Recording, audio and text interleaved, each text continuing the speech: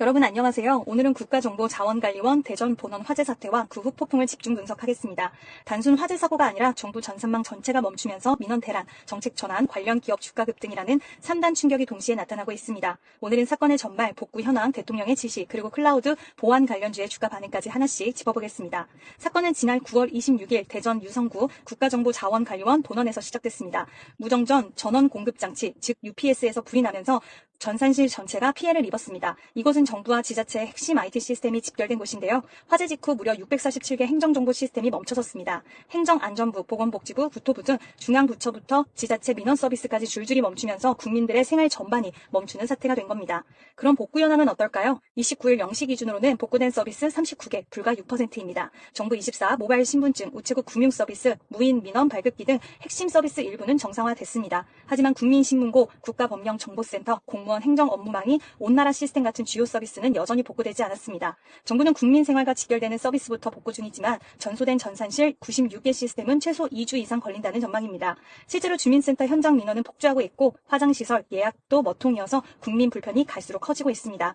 이재명 대통령은 화재 발생 이튿날 긴급대책회의를 소집했습니다. 대통령의 지시는 세 가지로 요약됩니다. 첫째, 국민 불편 최소화, 대체 서비스 방안을 마련해 혼란을 줄일 것. 둘째, 민간 협력 강화, 금융, 택배, 교통 같은 민생 서비스 차질을 막기 위해 민간 기업과 협력. 셋째, 전상망 이중화 등 근본 대책 마련. 2023년에도 유사한 전상망 장애가 있었지만 이중화 체계가 부실했다는 점을 강하게 지적하며 이번에는 반드시 구조적 보완책을 마련하라고 강조했습니다. 즉 단순 복구를 넘어 국가 전산 인프라 전면 개편까지 요구한 겁니다. 삼성, SDS, KT, NHN 주목. 이 화재로 가장 주목받는 건 바로 민간 클라우드입니다. 정부는 이미 대전 본원과 함께 대구 센터를 운영 중인데 이곳은 민간 협력형으로 삼성, SDS, KT 클라우드, NHN 클라우드가 입주해 있습니다. 세 기업은 5년 플러스 연장 5년 조건으로 공공 클라우드 사업을 수행 중이고 행정안전부의 온나라 시스템, 건강보험, 환급금 신청, 경기소방학교 시스템, 정부24 등 여러 서비스를 클라우드 네이티브 환경으로 운영해 왔습니다. 특히 삼성 SDS는 GPU 서버를 활용해 행안부, 고용노동부, 국토부의 GPU AAS까지 제공하고 있고 NHN은 정부24 운영과 중앙보훈병원 차세대 인프라 사업을 담당,